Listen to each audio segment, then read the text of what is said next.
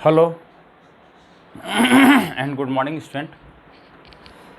थोड़ी सी असुविधा के लिए हम क्षमा प्रार्थी हैं कि आप लोगों को लाइव क्लास नहीं हो पा रहा है कल और आज, जिसके चलते हम वीडियो अपलोड करके आप लोग को दे रहे हैं। और अभी वीडियो अपलोड ही आप लोग को पढ़ना है जब तक कि लाइव क्लास शुरू नहीं करते हैं। एक चीज़ और आपको बताना चाहेंगे कि अगर आप हमसे बात करने के लिए देखिए कोई समस्या है, लेकिन आप क्या होता है, कोई बच्चे जब तब फ़ोन कर देते हैं, खाना खा रहे हैं तो सर इस क्वेश्चन का जवाब क्या होगा, स्नान करने के लिए गए हुए हैं तो सर इस क्वेश्चन क्या होगा, तो थोड़ा सा परेशानी हो जाती है। तो आप लोग क्या करेंगे, 3 से 4, यह ध्यान से देखिएगा, 3 से 4 दोपहर में, आप 3 से 4 दोपहर में फ़ोन कीजिएगा, व्हाट्सएप मैसेज कीजिए, कॉलिंग कीजिए, जो भी कीजिए, नंबर यहाँ पर लिखा हुआ है, जो भी कीजिएगा हम आपके हर सवाल का जवाब देंगे। 3 से 4 सिर्फ और सिर्फ मैं आपके लिए ही बैठा रहूँगा, ठीक है। अब यहाँ ध्यान दीजिएगा। अब क्वेश्चन आज हम लोग पढ़ेंगे, प्रूव दैट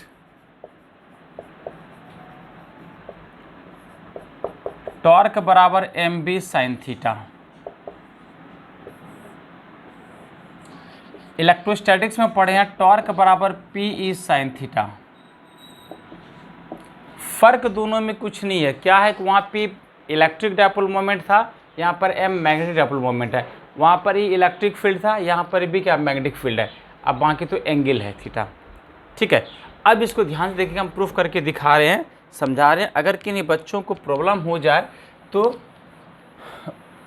कमेंट तो नहीं कर पाइएगा, लेकिन हाँ पूछ सकते हैं फ़ोन करके भी। एक बच्चे ने क्या किया था, मुझे वो क्या कहते हैं व्हाट्सएप पर पूरा उसका फ़ोटो भेजा था कि सर इसको कैसे क्या होगा, तो फिर मैंने क्या किया, उसको बना के अपने से फिर व्हाट्सएप वो वीडियो बना के व्हाट्सएप पर फिर उसको भेजे थे। तो इस प्रकार से अगर कोई प्रॉब्लम होगा तो आप पूछ भी सकते हैं। देखिए मान लेते हैं सॉल्यूशन बता रहे हैं, ठीक है।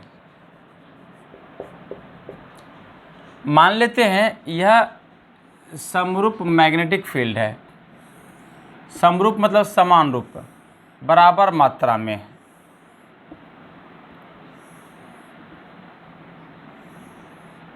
मैग्नेटिक फील्ड है। इसमें क्या कि एक इलेक्ट्रिक डायपोल मोमेंट को रख दिए,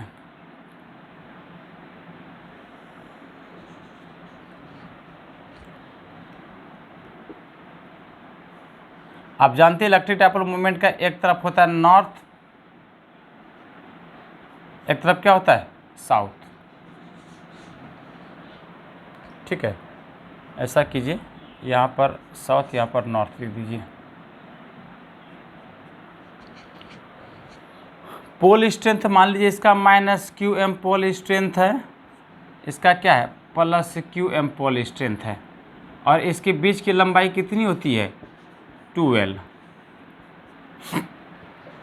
कोई दिक्कत यहाँ तक? ये बीम क्या है मैग्नेटिक फील्ड है, ठीक है। यहाँ तक कोई दिक्कत नहीं किसी को, यहाँ तक क्लियर है। चलिए अब देखिए, थोड़ा सा भाषा लिख रहे हैं यहाँ पर, है ना, भाषा इसका लिख रहे हैं। माना कि SN एक मैग्नेटिक डायपोल मोमेंट है जिसका पोल स्ट्रेंथ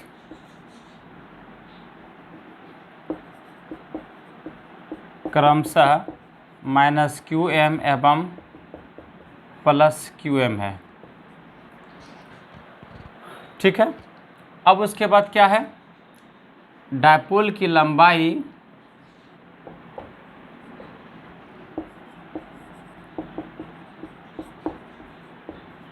है।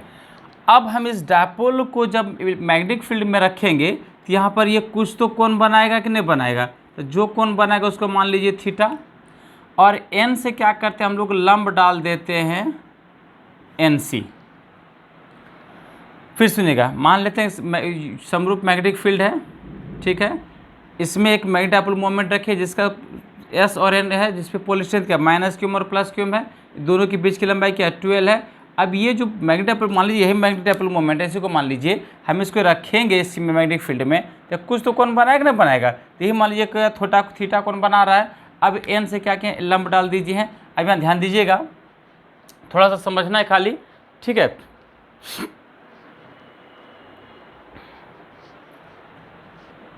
हाँ, अब मैग्नेटिक डायपोल मोमेंट को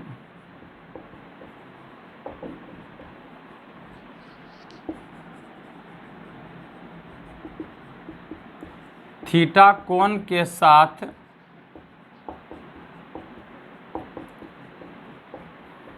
समरूप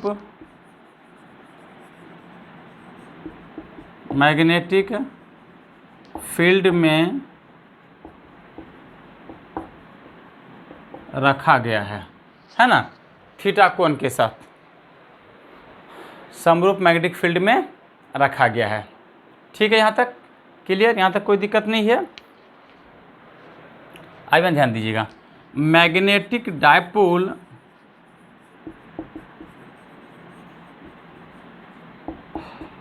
एवं मैग्नेटिक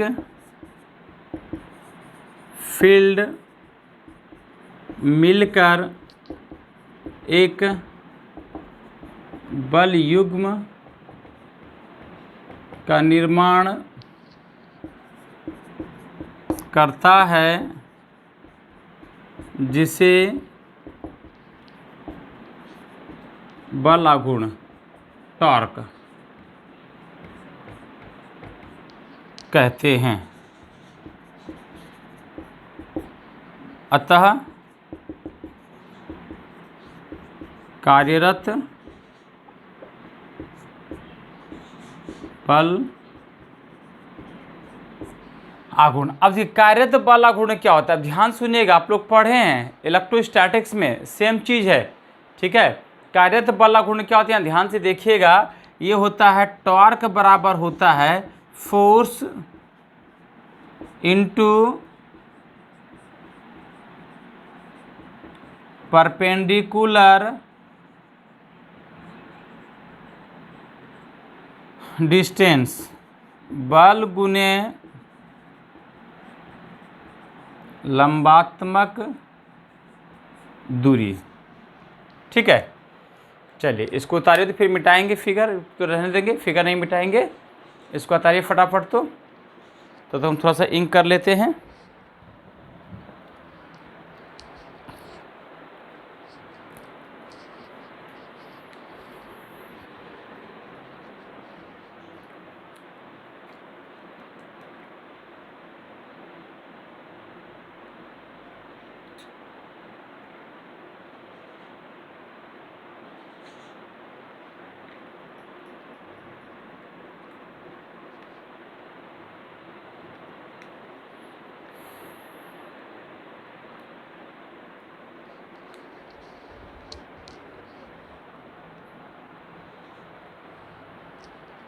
चलिए अब इसको मिटा दे रहे हैं।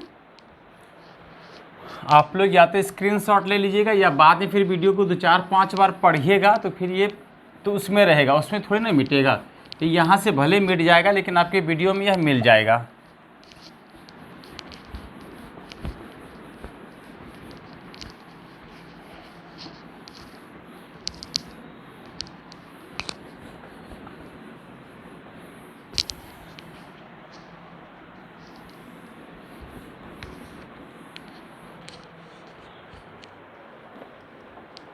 अब देखिए, फोर्स इंटू परपेंडिकुलर डिस्टेंस, यानी कि टॉर्क बराबर फोर्स हो गया एफ इंटू परपेंडिकुलर डिस्टेंस, क्या हो गया एन सी, क्या हो गया एन सी, इक्वेशन फर्स्ट।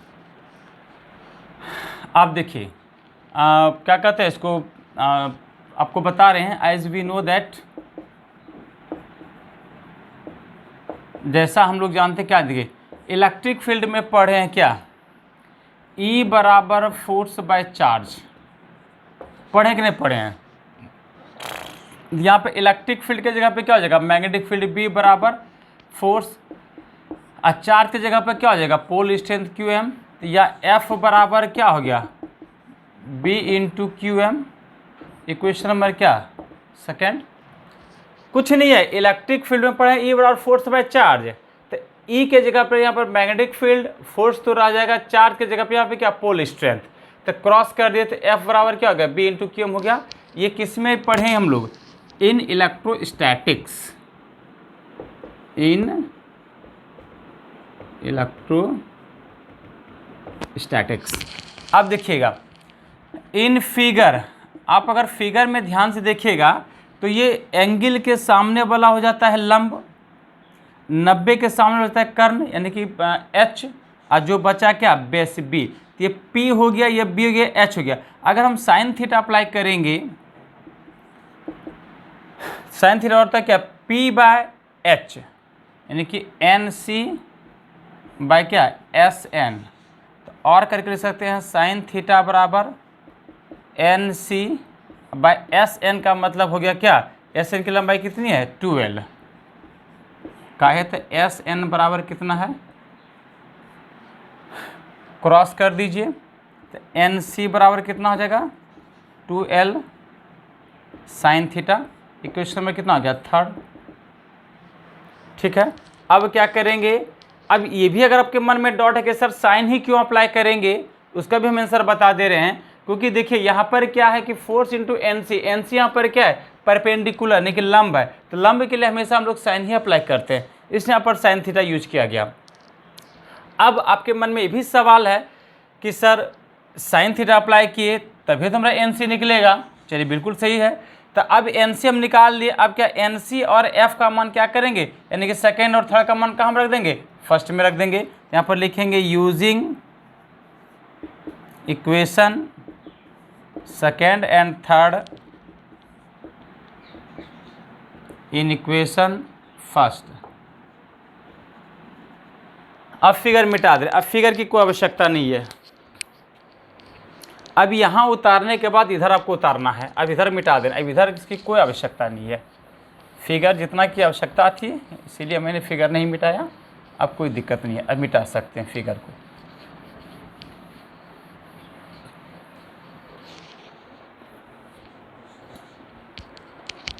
अब पुट कर दीजिएगा, तो टॉर्क का बराबर क्या हो जाएगा, एफ के जगह पे क्या हो गया b into q m into क्या 12 साइन थीटा, तो टॉर्क का बराबर क्या हो जाएगा बी इंटू, ये आपको पता है मैग्नेटिक मोमेंट एम के बराबर होता है, एम साइन थीटा का है ब्रैकेट ले चुके, एम बराबर को बताया है क्या क्यू एम इंटू 12, ठीक है ना, ये बताए हैं, ठीक है, ये बताए, इससे दिक्कत इसमें नहीं होना चाहिए। तो टॉर्क का बराबर क्या हो जाएगा, इसको हम लोग लिख सकते हैं क्या एम बी साइन थीटा, एक ये हो गया। अब इसी में स्पेशल केस आता है, क्या स्पेशल केस आता है, स्पेशल केस आता है फर्स्ट नंबर क्या वेन, जब थीटा बराबर हो 0 डिग्री, तो टॉर्क बराबर क्या हो जाएगा एम बी साइन 0, तो टॉर्क बराबर क्या हो जाएगा 0 का है, तो साइन 0 डिग्री बराबर क्या होता है 0, ये कौन सा वैल्यू हो गया मिनिमम वैल्यू, यानी कि अगर आपसे पूछ देगा कि मिनिमम कब होगा, तब कब होगा जब थीटा का मान कितना होगा 0 डिग्री होगा। ठीक है, अब इसमें और थोड़ा ध्यान से देखिएगा, इसमें आप स्पेशल के सेकंड बता रहे हैं, ठीक है ना,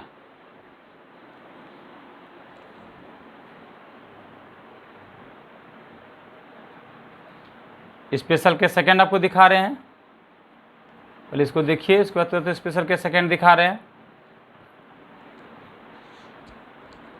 यहीं पे लिख दिया थोड़ा सा एक line, when theta equal to कितना 90 डिग्री, अब इधर मिटा दें,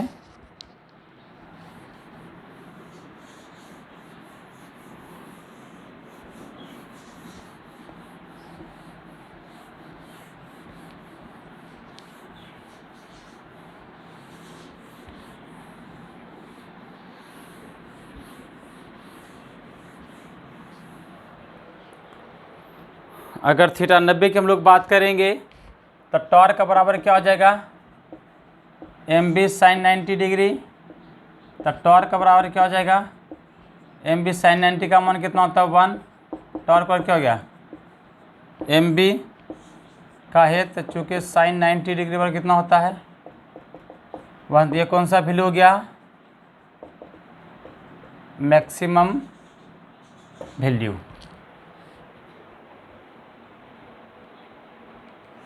हो गया। अब देखिएगा इसी में अगला टॉपिक है मैग्नेटिक फील्ड में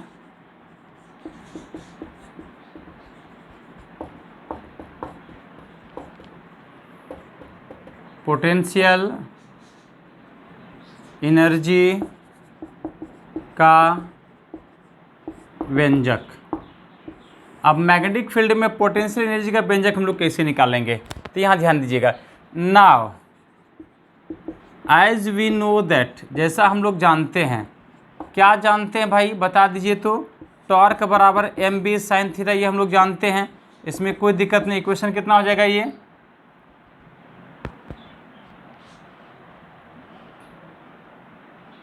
4।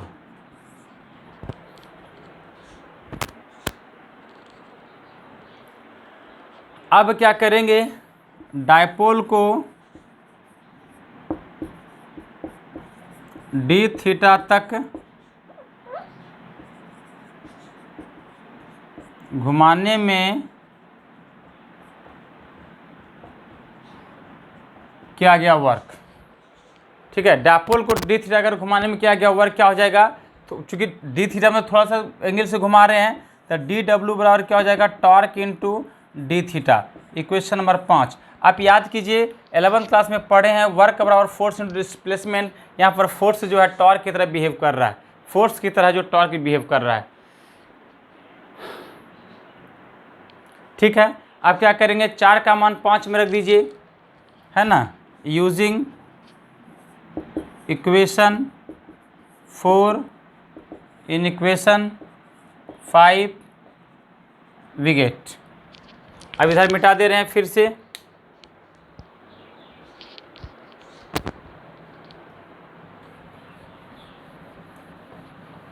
देखिए जब तक कि भाई स्थिति सही नहीं हो जाता है तब तक लाइव अगर नहीं होगा तो वीडियो अपलोड कर देंगे क्लास, लेकिन डेली अब 2-3 वीडियो डेली अपलोड कर देंगे, इसलिए आप लोग टेंशन मत लीजिएगा।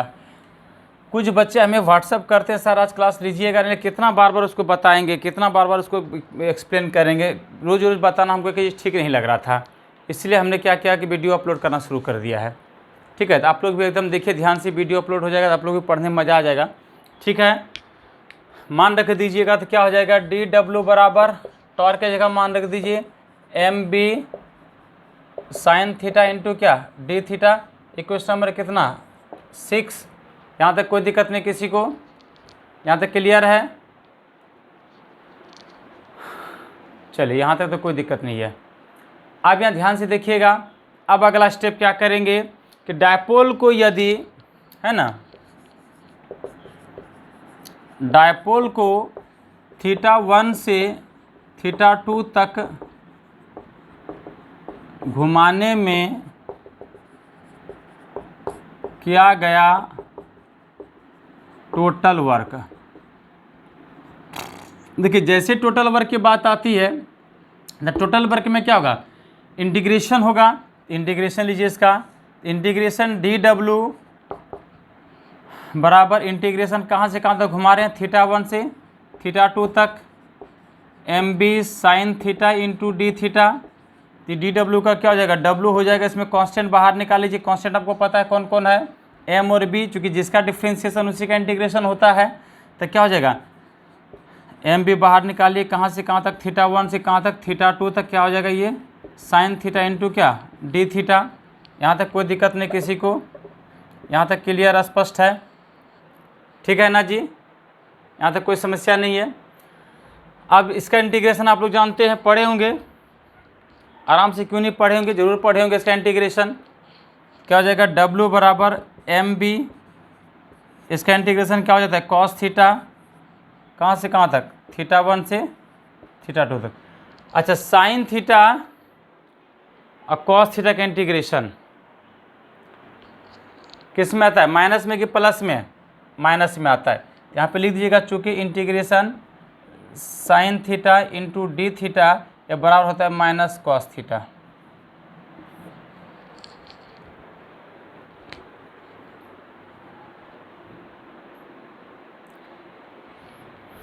चलिए बिल्कुल क्लियर है।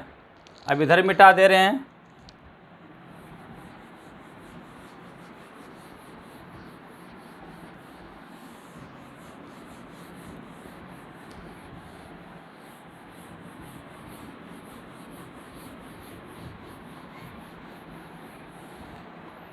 अब यहाँ ध्यान दीजिएगा,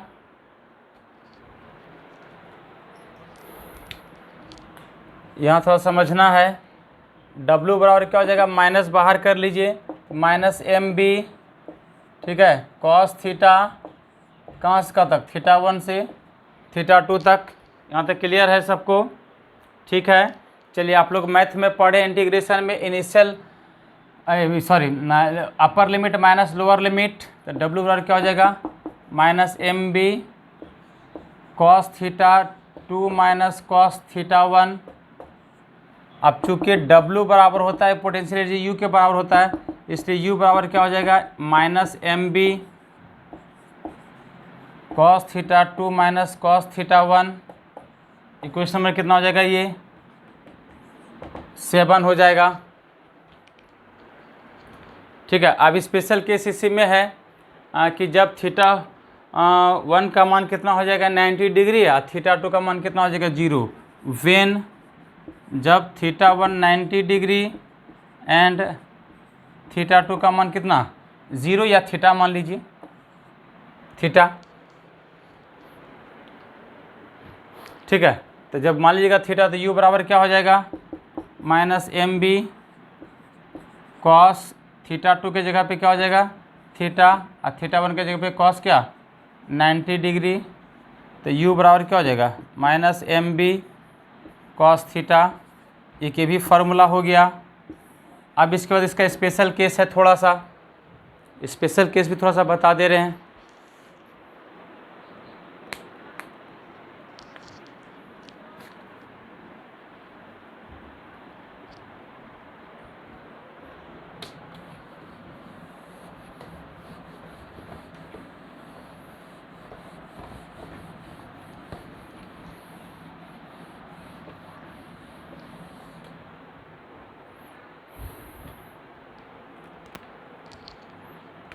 स्पेशल केस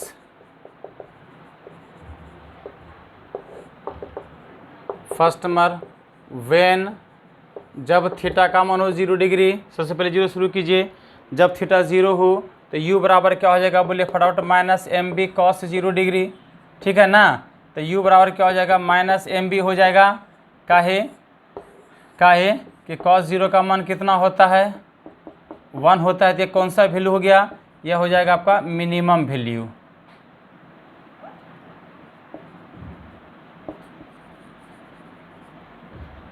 फर्स्ट केस हो गया, ठीक है, कोई दिक्कत नहीं फर्स्ट केस में। अब सेकेंड केस इसका देखिए, सेकेंड केस क्या होगा, जब थीटा का मान कितना रखेंगे 90 डिग्री, तो कॉस 90 का मान कितना होता है 0, कॉस 90 का मान 0, तो कॉस 90 का मान कितना होता है 0, इसलिए U बराबर क्या हो गया 0। सेकेंड केस हो गया, स्पेशल केस सेकेंड।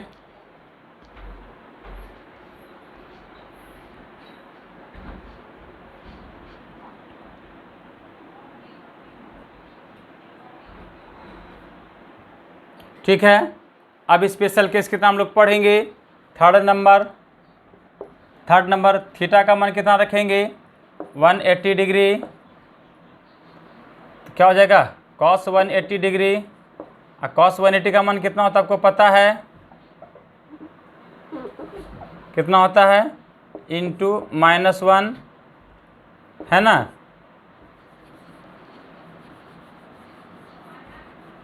U बराबर माइनस एम बी गुना -1, काहे, तो चूँकि ब्रैकेट लेके चूँकि कॉस 180 डिग्री बराबर -1, अब इसको गुना करेंगे तो U बराबर क्या हो जाएगा एम बी हो जाएगा। यह कौन सा केस हो गया, मैक्सिमम वैल्यू।